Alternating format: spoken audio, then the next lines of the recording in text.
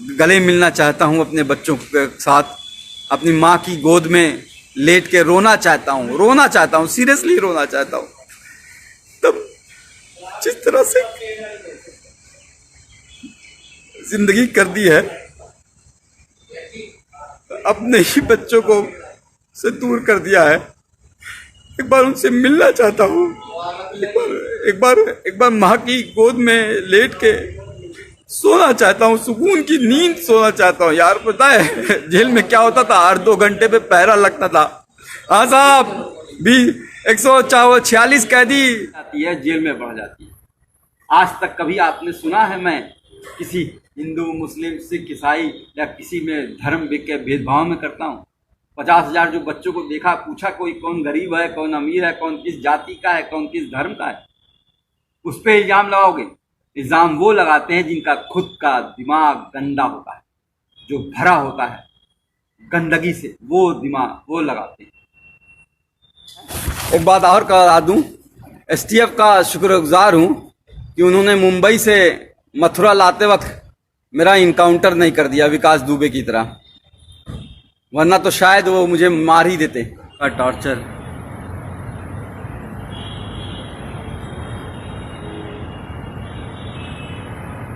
और सबसे पहले आप सब लोगों का 138 करोड़ भारतीयों का, अपने देशवासियों का मैं शुक्रिया अदा करना चाहूँगा, धन्यवाद अदा करना चाहूँगा, जिन्होंने मेरे लिए सोशल मीडिया पे हो, चाहे दुआएं मांगी हों, चाहे प्रार्थना की हो, चाहे मंदिर गए हों, गुरुद्वारा गए हों, मस्जिदों में, चर्च में, हर जगह जहाँ से इतनी दुआएं मेरे लिए हुई हैं, मैं सोच भी नहीं सकता था कि लोग मुझे इतना चाहते हैं। आप सबका बहुत बहुत शुक्रिया, वरना तो इस बार जेल में इतनी, मतलब 5 दिन तक मुझे खाना तक नहीं दिया गया। इतना टॉर्चर किया गया, मेंटली भी और फिजिकली भी, कि क्या बताऊं आपको। अगर कहा जाए खुद को पोषक का शिकार हो गया हूं। पैर दिखोगे कभी, अभी दिखाता हूं तो ऐसा लगेगा कि मतलब लकड़ी हो गया है, पर निकल आया बाहर। और जुडिशरी का बहुत शुक्रगुजार हूं।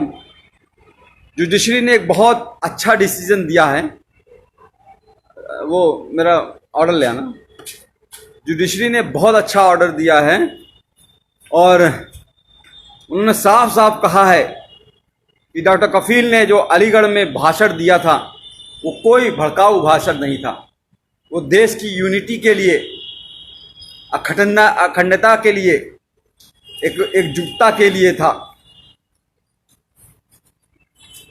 और उन्होंने साफ साफ कहा है, डॉक्टर कफील ने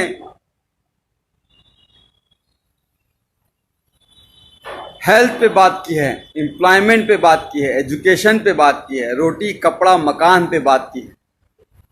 हाँ ज़रूर एनटीसीए के खिलाफ बोला है, एनआरसी के खिलाफ बोला है, पर यह भी कहा है कि जो भी प्रोटेस्ट हो, गांधी जी के अहिंसा के, सद्भावना के साथ होना चाहिए, कोई हिंसा नहीं होनी चाहिए, सबसे मिलकर, भाईचारे के साथ मिलकर सबको साथ आना चाहिए। फिर भी उसके बाद जिस तरह से मुझे टॉर्चर किया गया, मुंबई एयरपोर्ट से पकड़ के 48 घंटे तक इंटरोगेट किया गया।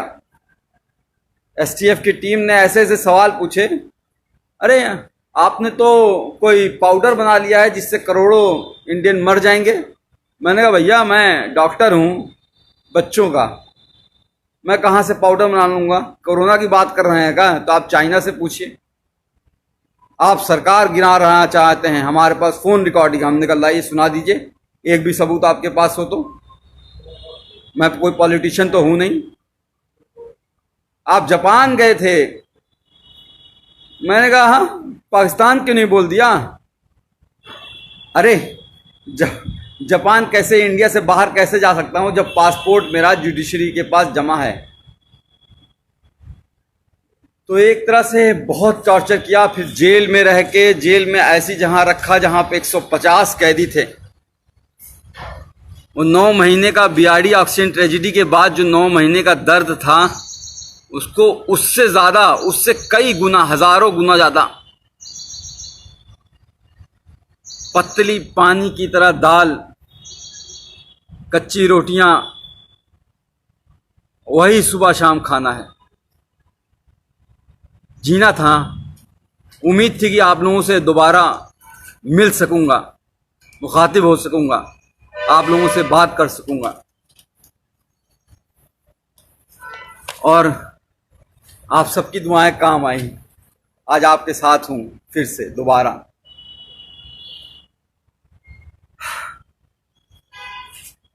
हाँ आसिफ भाई, तनवीर भाई, अस्सलाम वालेकुम।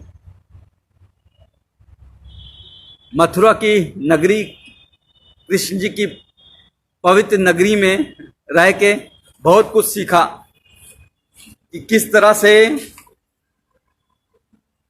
भगवान कृष्ण ने कहा है कि कभी भी किसी को धोखा नहीं देना, अपना दिल साफ रखना, यही धर्म होता है।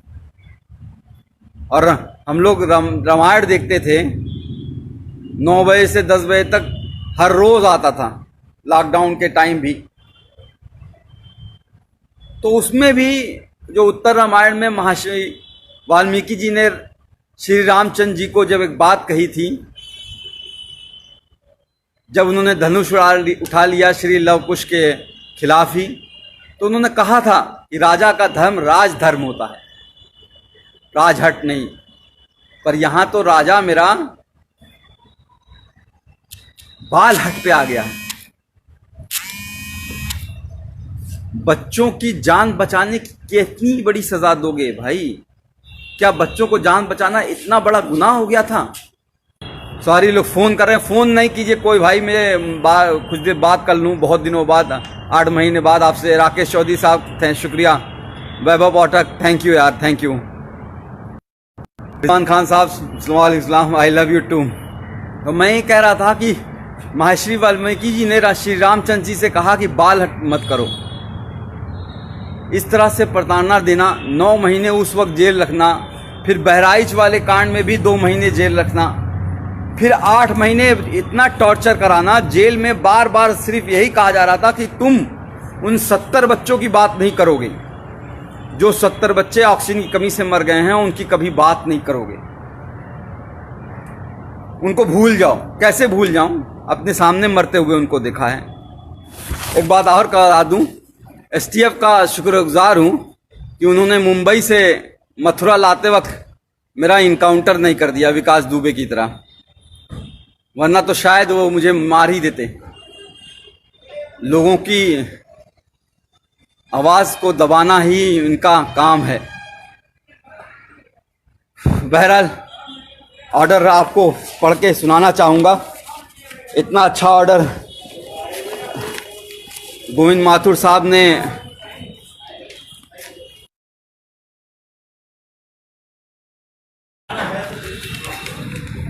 किया है। सुप्रीम कोर्ट का भी धन्यवाद करूंगा, वरना तो हाई कोर्ट में डेट पे डेट हर 14 दिन पे कैसे एक एक दिन कटेगा, एक एक घंटे कटेगा, ये सोचता था। कैसे वो टाइम आएगा जब वो मैं बाहर निकल पाऊंगा, कब मेरी जज मेरी कोई बात सुनेगा। इसलिए हम लोग सुप्रीम कोर्ट, मेरी माँ 65 साल की बूढ़ी माँ सुप्रीम कोर्ट गई, और मैं सुप्रीम कोर्ट का शुक्रगुजार हूँ जो उसने कहा कि 15 दिन में फैसला सुनाओ। और मैं चीफ जस्टिस गोविंद माथुर जी का हाथ जोड़ के शुक्रगुजार हूँ जो इन्होंने इतना अच्छा ऑर्डर दिया 15 दिन के अंदर ही, जिसमें साफ साफ लिखा है कि एमबीबीएस करने के बाद 2016 में मैंने ज्वाइन किया था, 2017 में घटना हुई थी। 1 साल का जूनियर था मैं, जूनियर मोस्ट डॉक्टर, और फिर भी उन बच्चों को बचाने के लिए जी जान लगा दी, और उसके बावजूद उनको जेल भेज दिया गया। और ये नहीं, इसके अलावा नहीं, the petitioner and his other family member including the detainee were continuously harassed and victimized by the state authorities including the district administration Gorakhpur by several means।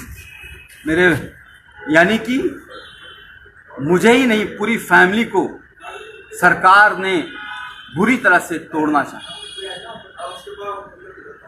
मेरे भाई पे गोली मारी गई थी, आपको याद होगा शायद, वहाँ पे जहाँ पे चीफ मिनिस्टर खुद मौजूद रहते हैं, 500 मीटर दूरी पर। आज 3 साल होने जा रहे हैं उस बात को, एक भी कोई गिरफ्तारी नहीं हुई, कोई चार्ज नहीं हुआ है। बहरहाल आते हैं हम AMU के जो लोग कहते हैं कि भाषण मैंने गलत दिया था उसके बारे में।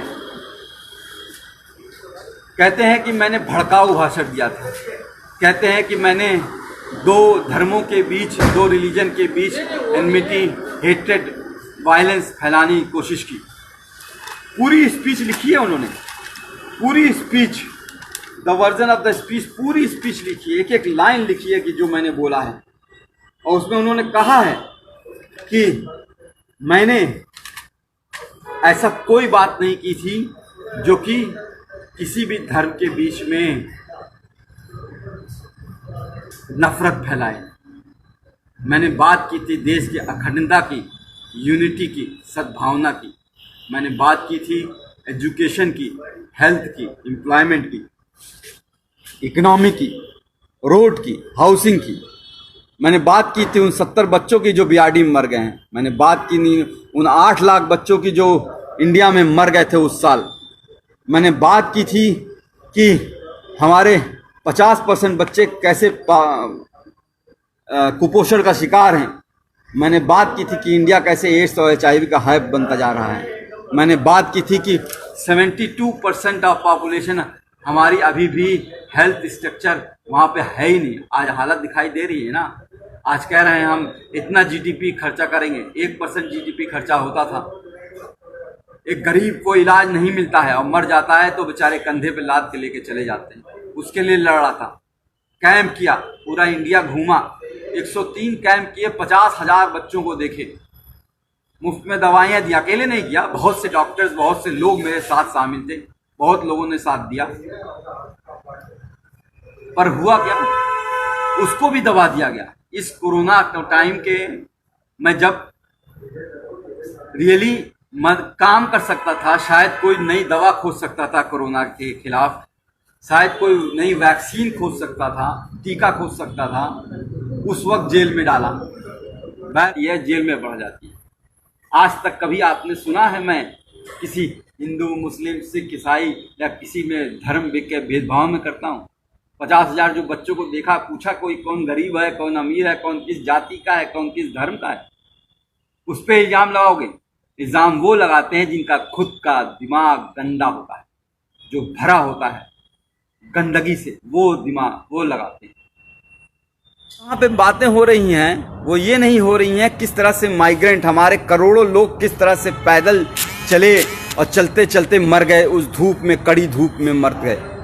ये बात नहीं हो रही है कि अनएम्प्लॉयमेंट कितना बढ़ गया है, लोगों को नौकरियां नहीं है, लोगों को खाने को नहीं है।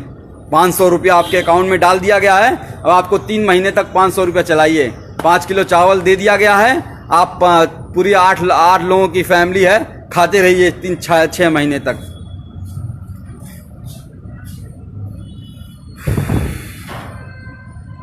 बात जो है रियल इशू पे होगी ही नहीं, एजुकेशन पे होगी ही नहीं, एम्प्लॉयमेंट पे होगी ही नहीं, हेल्थ पे होगी ही नहीं। हमारा जो कोई भी आप हॉस्पिटल देख लीजिए क्या हालत हो गई है। कोई भी सरकारी हॉस्पिटल में जाना नहीं चाहता है। आपने ध्यान दिया है, कोई भी बड़ा मंत्री, कोई भी बड़ा अधिकारी, कोई भी बड़ा जो है चीफ मिनिस्टर हो या कोई भी हेल्थ, मतलब मैं नाम नहीं लूँगा, सब लोग वेदांता में जाके इलाज करा रहे हैं। वेदांता यानी कि नोएडा में करोड़ों रुपए का इलाज करा रहे हैं, लेकिन कोई भी सरकारी हॉस्पिटल में नहीं जाना चाहता है। क्यों? क्योंकि सरकारी हॉस्पिटल की हालत खराब है।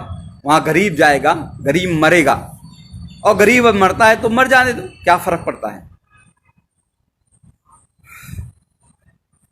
तो जो लोग ये सोचते हैं कि बार बार जेल में डाल के, मार के, पीट के, तोड़ के, यहाँ मारो, यहाँ मारो, यहाँ मारो, उल्टा पलटा रात को डंडे से मारो, गान लाल कर दो एकदम पूरी तरह से, पैर पे मारो, करते रहो, ये एकदम तोड़ दो इसको, तो वो शायद नहीं जानते हैं कि एक बात सिखाई गई थी कि डरना नहीं है। I won't bend, I won't bend, मैं झुकूंगा नहीं। डरना आता नहीं हमें, चाहे जितना भी डरा लो। हर बार एक नई ताकत से उठेंगे, चाहे जितना भी झुका लो।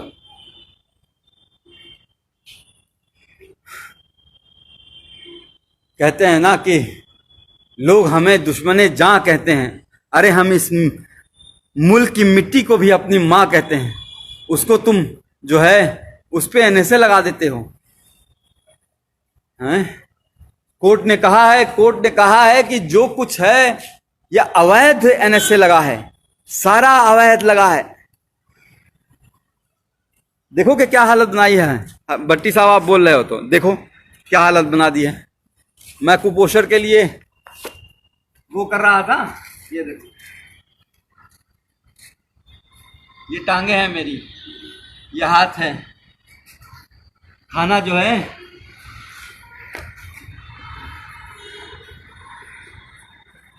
जिंदगी का जो मैं खुद कुपोषण का बच्चों का इलाज किया करता था, आज खुद कुपोषित हो गया। घर वालों को किस तरह से परेशान किया गया है वो बता नहीं सकता। क्योंकि कल रात में पुलिस की घेराबंदी हो रही थी और कुछ और बातें हो रही थी जिसको हम डिस्कस नहीं कर सकते हैं, तो इस वजह से अभी बच्चे मेरे पास पहुंचे नहीं हैं। मैं अभी अपने बच्चों को देख नहीं पाया हूं, आंखें तरस रही हैं। गले मिलना चाहता हूं अपने बच्चों के साथ, अपनी माँ की गोद में लेट के रोना चाहता हूं, सीरियसली रोना चाहता हूं। तब जिस तरह से जिंदगी कर दी है,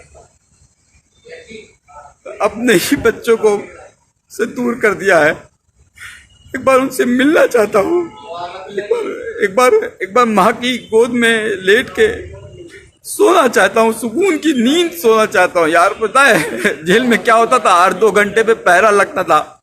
हाँ साहब, भी 146 कैदी नमहबंदी सकुशल हैं।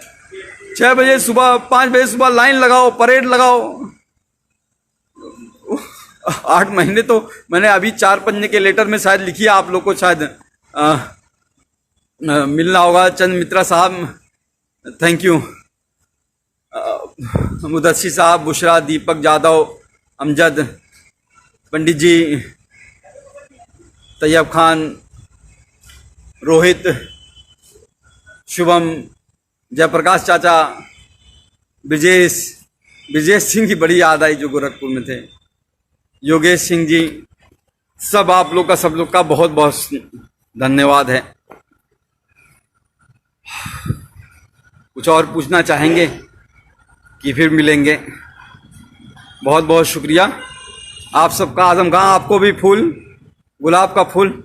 आप एक बात लास्ट में बस यही कहना चाहूँगा कि आप सबकी वजह से ही, आप सबकी, मेरी फैमिली तो दौड़ी, मेरी माँ, बूढ़ी माँ, लोअर कोर्ट से लेके मतलब अलीगढ़ कोर्ट से लेके इलाहाबाद कोर्ट और फिर दिल्ली, इस कोरोना वायरस के टाइम में 65 साल की उम्र में घूम रही थी, एक वकील के पास से दूसरे वकील के पास पैर पकड़ के रो रही थी कि किस तरह से मैं बाहर आ जाऊं।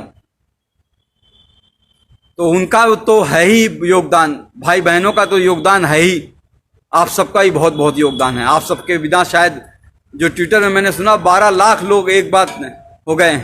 ट्विटर अकाउंट मेरा बैन किया हुआ है, डॉक्टर DRKFEL खान करके है, उसको बैन किया हुआ। उसके लिए आवाज़ आपको उठानी पड़ेगी।